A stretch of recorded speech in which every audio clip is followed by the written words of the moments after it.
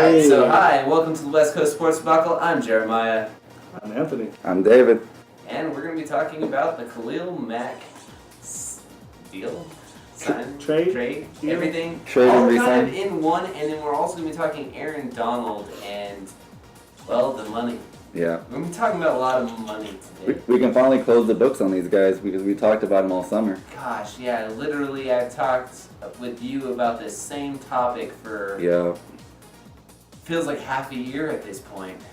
It's been a half a year. Oh, really? Wow. Yeah. That's right, the draft was almost a half a year ago at this point. Basically. And that's when we really started this up. And Anthony, thank you for coming on today with us, man. Yes. Yeah.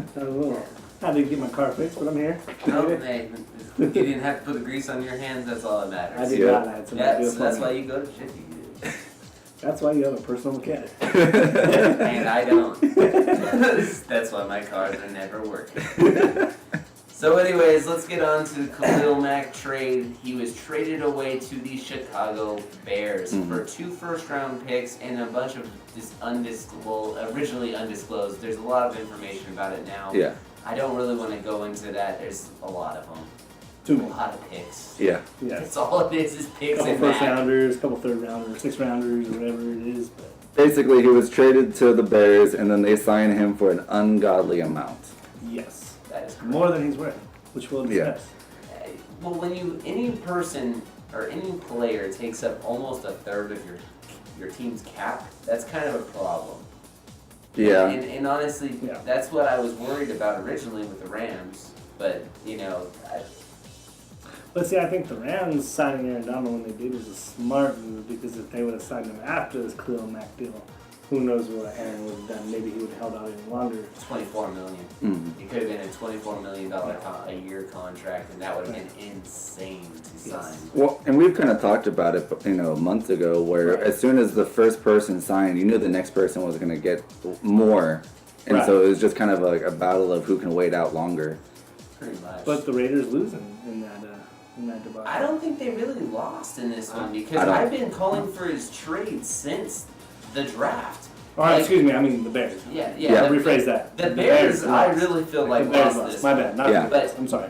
What I feel like what's going on is I wish they would have done this trade a little bit earlier, in my opinion, just me, so that we could have gotten a better draft pick this year. Mhm. But I also understand that they were trying to sign him. They really honestly wanted to keep him. Gruden in his press conference did say that he wanted to keep him.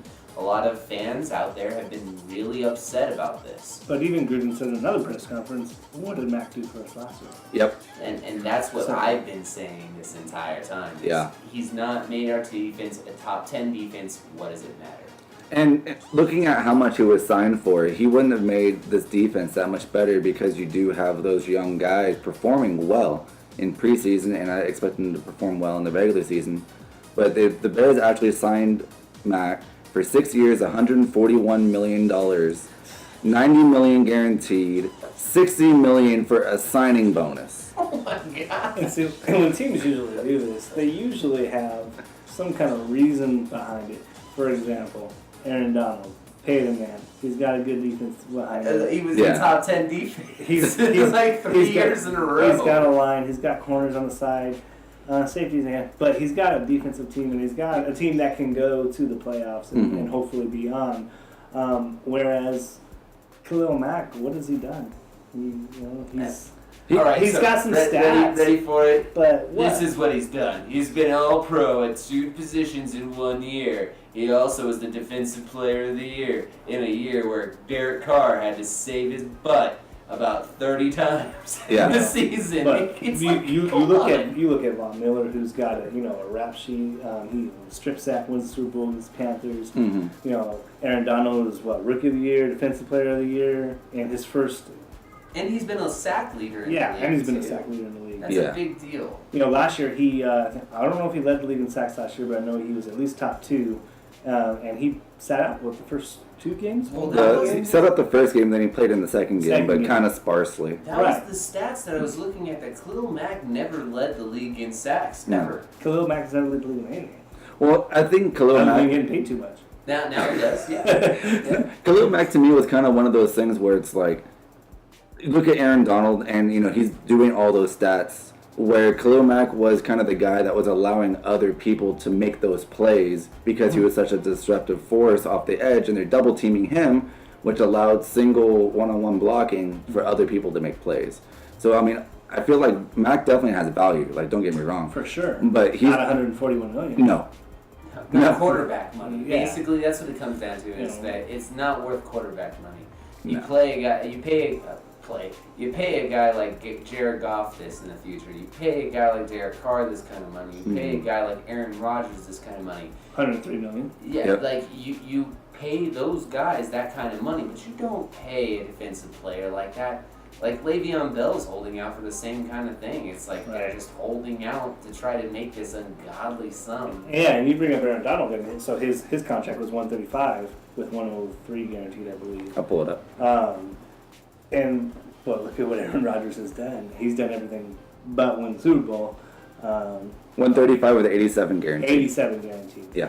And that's quarterback money. That's quarterback money. Yeah. But they also don't have a quarterback making that kind of money already on the Rams Facts. roster. Right. So they can do this. That's why the Bears are able to give this ridiculous contract to Mack, is because they have Mitchell Trubisky, who's still on his rookie contract, and White is still on his rookie contract. A lot of their big players, for the Bears at least, they're all still rookies. So they think they've already developed during the draft. They think they strike out a lot in the draft, so they went with this high-end player, and it's not seeming that successful to me. Are they trying to live in the past with Brian Urlacher or what? I It's guess. just, it's not going to happen. Yeah.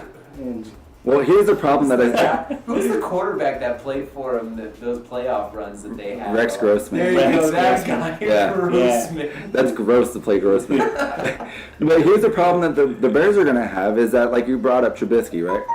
Trubisky is not a proven quarterback, and so he very well could be a bust. So therefore, trading 2 first-round picks to go get Mack, if Trubisky turns out to be a bust, how are they going to go get another quarterback to replace Trubisky? Now the Raiders have 2 first-round picks in the next 2 years. They can go and make all these great moves to build around the core that they have. Right. And this is a team that is kind of in a hybrid of they're good enough to win right now, and they still have a lot of value and equity in future drafts. And the Raiders have a quarterback. Yeah, a good quarterback. And that's the key to everything. Everybody has hated this pick so much, and they said how much that Derek Carr got overpaid. I made a joke about it in a video beforehand as the title, but we've actually talked about it. He's worth $125 million. You think about it, he's only making $25 million a year for a quarterback is about basic money for some of the guys in their prime. He's younger than his prime, and they're giving him this kind of contract because they don't want him to leave later on. Yeah. Basically making that sign of good faith towards him. Now, I understand that a lot of fans were like, Khalil Mack deserves that good faith too. No, he doesn't, because if Homeboy's going to be willing to sit out on the sideline and not be there while he's having a contract dispute, Carr was there. Yeah. Before Carr got $125 million, he was there every practice. And if I'm a Raider right now, if I'm Khalil Mack still on the Raiders, and they just signed John Gruden, I'm stoked. Yeah. I got a Hall of Fame coach. I got a Hall of Fame analysis. Like, I got somebody who knows the game probably better than most people know the game. And I get Khalil Mack wanting more money, and I'm okay with paying Khalil Mack more money than he was making previously. But $141 million, I just am baffled. It's ridiculous. He don't deserve that money. Well, and the reason that Carr deserves that money is kind of twofold. For one, he's the face of the Raiders. Yeah. A lot of people think that Mack was, but no. Every single time you see a Raiders poster or anything, you see Carr. You don't see Mack. Second reason is that people forget that 2 years ago he was the front runner to win MVP of the league before he got injured. He should have still probably won the MVP, because if you really look at that title, most valuable player. Was it Brady who won that season? I don't recall. I'm pretty sure it was Brady who ended up winning that season. I wouldn't be surprised. I mean, shush with your Brady. But anyways, Brady ended up winning the MVP. He was not even the best player on his team that year. Gronk was. And there was That's a fair. lot of great players on his team that year that helped Brady out a lot. And that year, Derek Carr was the show. He literally would carry that team back in the fourth quarter. You're telling me Michael Crabtree's the reason that makes Derek Carr? You're telling me Amari dropping Cooper is going to be the one who actually is carrying this offense? No, it is Derek Carr. And anybody who can argue against that, and all those people online, one thing that's really upset me, and I'm going to rant right now, sorry guys, but they've been complaining about how John Gruden got paid $100 million as a coach. Shush. It's 10 years. That's $10 million a year, which is an average player in the league. Don't try to blow this up into proportion and turn Gruden on the team and then McKenzie on Gruden and all this nonsense in the team. Like, you guys are all full of yourselves anyways, like you know anything about this. Like, get out of here. Well, that's like last year too. I think Tom Brady won the MVP last year, right? I believe so. I believe Brady was. Once again, wouldn't be surprised. Yeah, and you know what? But I'll argue that Gurley was an MVP. Wentz. And Carson Wentz. Yeah, Wentz got the team to the playoffs. I think Nick Foles got him to the playoffs. But I think Wentz... No, Nick Foles got him a Super Bowl, but Wentz got him to the playoffs. There you go. That's what I'm saying. Because Wentz carried him through the great record. Now if Wentz doesn't get hurt, he's MVP. Yeah, easy. Because of his injury, I think Todd Gurley's MVP. And Gurley even said in a press conference, he's like, I shouldn't be in this conversation, it should be Carson. Yeah. But again, Brady is typically favored, and I'm not dissing Brady because the man has done wonders. But when you're talking about MVP, I think it's MVP of the league, not necessarily MVP of your team, because we can all pick an MVP for every team in the NFL. Yeah. But in the league, I still don't think Brady was MVP. Valuable. That's what I think it is. No, I agree. It's the value. I agree because if you player. But you can argue that for Brady because if you take Brady away from New England, they're not the same team. You take Gurley away from the Rams, they're not the same team. Last year. Yeah, you take Von Miller away from the Broncos, they're not the same team. Actually, I could debate last year though, because Garoppolo started the first 3 games, and then there was other people that played around him, like Jacoby Brissett, and then they traded away Garoppolo mid-season. So it's not like they couldn't have won without Brady. I feel like though too. They don't go to the Super Bowl without Brady. All right, but that's not the Super Bowl. The MVPs of the regular season. It's They not don't- of the Super Bowl. So if you're looking at the regular season that way, it's kind of like this. But do they go they don't have the record that they have without Brady? They don't. And I kind of side with Anthony a little bit in regard of saying that, talking about Wentz and how he should have won last year, and we kind of going back a little bit to saying that Carr should have won 2 years ago. When you look at a few years back when Peyton Manning was on the Colts, right, and they were just awful, right, and then they win 2 games without him, and this is before he gets traded to Denver. People were saying that he should have been MVP of the league without playing a single down, just because of how valuable his team is, seeing what they are without him. That's ridiculous. That's nonsense. But I kind of see. Well, I kind of see a little bit of it. I want to give it to Manning for that. That's predicting the future. No, it is. but using the similar logic, right? They didn't give it to Carr because he got injured. They didn't give it to Wentz because he got injured. Wentz is a little bit of a different situation, but with Carr, you see when Carr leaves, they were terrible. They got decimated by Houston in the playoffs. They squeaked out a game against the Chargers because it happened to be ahead when he goes down. So I feel like I kind of get a little upset when people don't win an MVP because of injury, when the team does bad after he gets injured, because that proves how valuable he is to that team. And what kills me is the league. They favor the quarterback when it comes to MVP. Well, going back to the favoring of quarterbacks, there's so many running backs. There's been very few receivers in that regards, but running backs especially how do you not give some love that way? It's just it's crazy. The quarterback's the key to the offense. Quarterback goes ball, scores points. But how many times do the running backs make the first downs?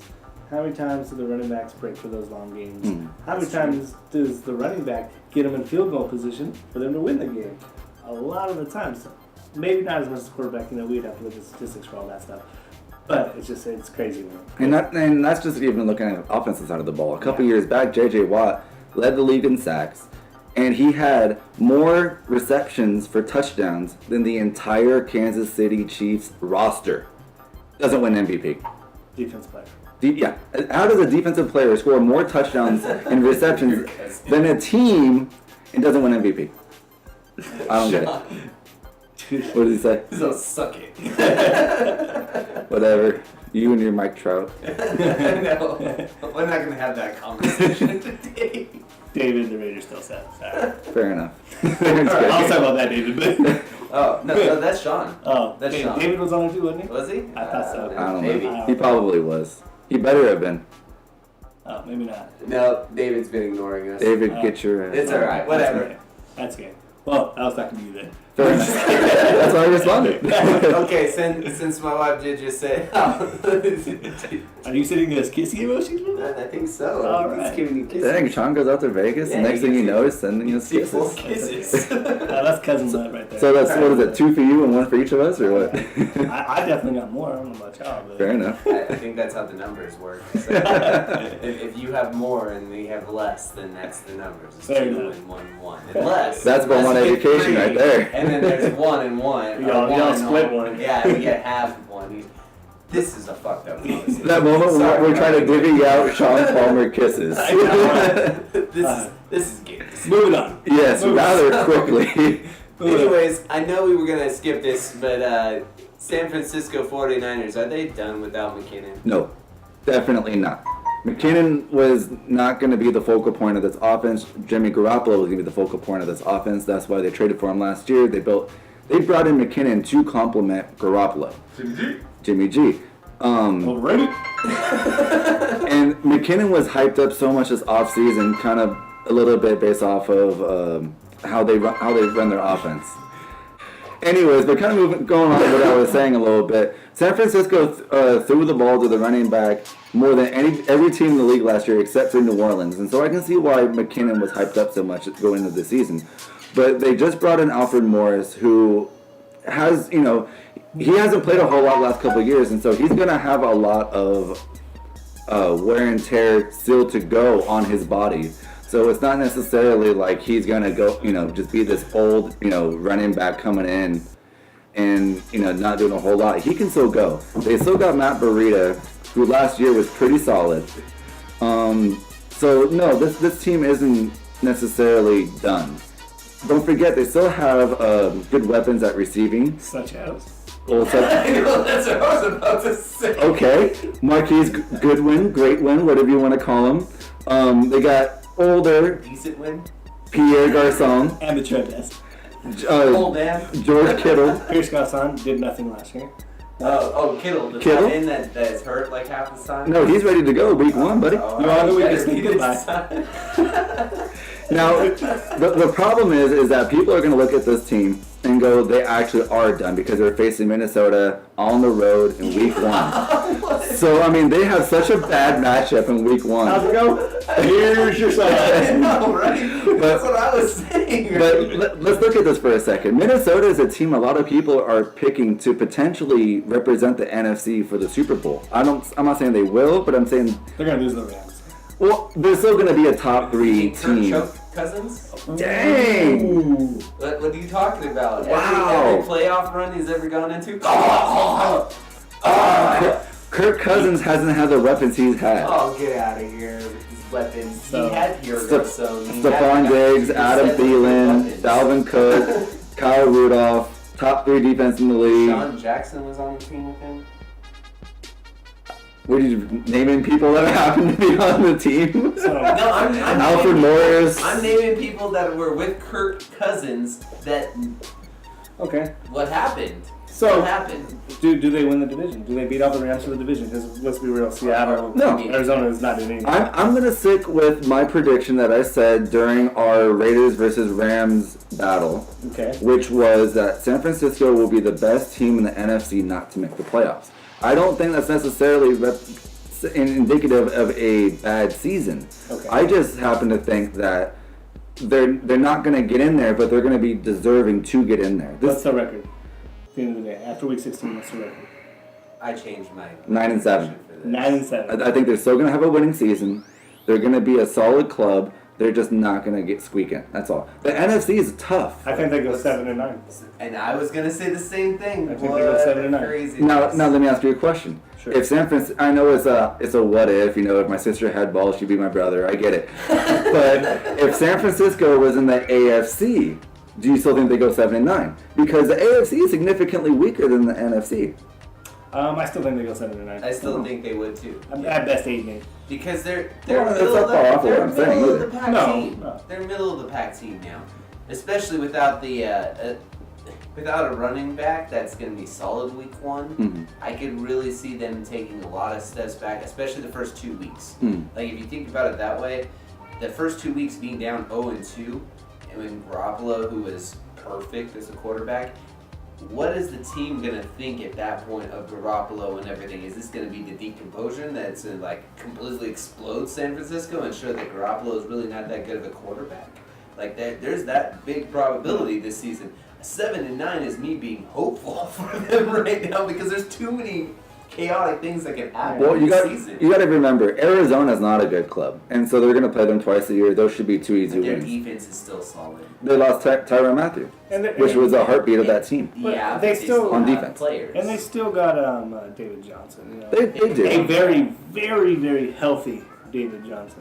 You're true, or you're right. Right. But you got Sam Bradford, who can get injured walking into Stater Brothers, playing quarterback for him. So I mean, this team isn't as good as what a lot of people are hyping them up to be. Now you got Seattle, who is decimated on defense. I don't even know anyone on this team on defense because Earl Thomas said, "I will never play for Seattle again." Is it Bobby Wagner? Yeah. He might be the Cam okay. Chancellor? No, he retired. What? Yeah. I missed that. Yeah, he physically cannot play football anymore. It's not even like, I'm done. Like, he can't play. Wow. They lose Richard Sherman. And so that's what I'm saying. This defense is terrible. Yeah, San Francisco is going to outshoot. They have Russell Wilson and Doug Baldwin.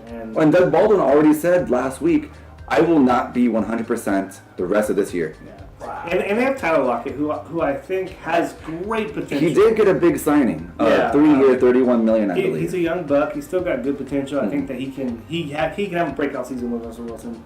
Not good enough to win or make the playoffs or anything. But when we're bringing up Tyler Lockett, we're kind of scraping the bottom We a really little are. bit. We really are. So But I'm thinking that one of their wins could be San Francisco at home. I think and so, one too. of Arizona's wins could be a San Francisco And at Seattle home, normally too. So plays there's- better against the division. that's and- true. They always play That's very And true. Arizona does the same thing too. And a lot of the teams in the division play down to Arizona when they suck. Mhm. Yeah. So it's not like you're gonna really get a guaranteed win out of that Arizona game. Well, I mean, we have to keep in mind it is the NFL, and nothing is guaranteed in the NFL. Sure. But I am personally counting both of those as 4 wins right there. Okay, so two for the home, 2 for the on the road. Now, that means for you to have them go 7-9, you're saying that they're only going to get 3 more wins out of everyone that they're playing. I don't necessarily Well, think I'm so. not counting you for wins though. That's true too. So. But the reason I don't think that I think they're the best team not to make the playoffs is it really saying that they're a bad team because you got Minnesota and Green Bay. Both of those are probably going to get into the playoffs. One wins division, one wild Philly. card. You got Philly winning their division. You got the NFC South with the Saints, who were one fluke-ass play from Stephon Diggs from playing Philly to represent the NFC. Yeah. So they're probably going to get in. You got Atlanta on a resurgence. You got Carolina, who's solid. Right. So there's so many teams. I mean, I haven't even talked about the Giants with Odell back and drafting Barkley. Yeah. There's so many teams in this NFC that is solid. So to be the odd man out isn't saying a whole lot. To be the odd man out in the AFC, on the other hand, I mean, you can be 8-8 make playoffs in the AFC. Yeah, the AFC is definitely tougher. But I think the Garoppolo hype is much. So. So kind of talking about the AFC a little bit. I know you're more of an NFC West guy. We're kind of more AFC West guys. Melvin Gordon is healthy, finally. And dangerous. They just signed Antonio Gates, so they actually have someone. Old Antonio Gates. Yeah, but he can still catch the ball. He's not going to do anything after he catches the ball. Right. But this Chargers team, a lot of people are saying are looking primed to make a push. What are your thoughts on that? Do you think it's a lot of smoke, or do you think there's actually fire? No, I think they're a playoff team for sure. Really? They're down. I think they lose in the first round. Okay. I don't think they make it out of the first round playoffs, but I think they do. Yeah, they do squeak a wild card. Because who's in their division? I forget. Oakland, Denver, and Kansas City. Yeah, they don't win the division for sure. If they get in, it's in a wild card. I would kind of say that this may be the best division in all of football. You know, because not necessarily because they have the best team, but I just think it'll be the most competitive. Sure. Each of these 4 teams could hypothetically win this division, Absolutely, and have that be a thing. Where in the NFC West, you know, the Rams are gonna win. The Rams are gonna win. There's nobody in the West that has a better team. Right. I mean, and you can kind of go across every division. Oh, there's always that one standout. Right. There's always that one standout, and there's always that one team that's like, yeah, they're not winning. The only division I could think maybe might compete with the AFC West would be the NFC South. South. But other than that, you know, this may end up being a Wild West of, you know, of football. Yeah. No, I agree. So, I mean, that's kind of all I have for today. Is there anything else you want to bring up? No, I'm good. That's really all I had. Okay. Well, thank you for watching West Coast Sports Debacle. This time next week, we will be at the Hickory Ranch in Yucaipa, Yucaipa, California. Definitely gonna. What's the start time on that, Jeremiah? 3:30. 3:30 is the start time, and we're all going to be there. We're going to be talking the West Coast Sports Debacle, all the games What's up, Cam? from the weekend. What's up, man? So pretty much everything from Thursday, Thursday and Sunday, we're going to be talking about it. And we're also going to be previewing the Jets and Detroit game, and then the Rams-Raiders game, which we'll all be pumped up for. Yes, sir. So, I'll be geared up for sure. Yes, if you sir. haven't already, like and subscribe to our channel over on YouTube, Summit Pass Studios. We are almost to 700 subscribers. Get us there. Yes. Yes. Make it happen. Hopefully by Monday for the live show. That'd be pretty sweet. That would be awesome to be celebrating our 700 subscribers at a live event. Yes. So, yeah, I mean, I've been David. And I'm Anthony. And y'all know who I am. I'm the angry mother who runs this shit. Peace.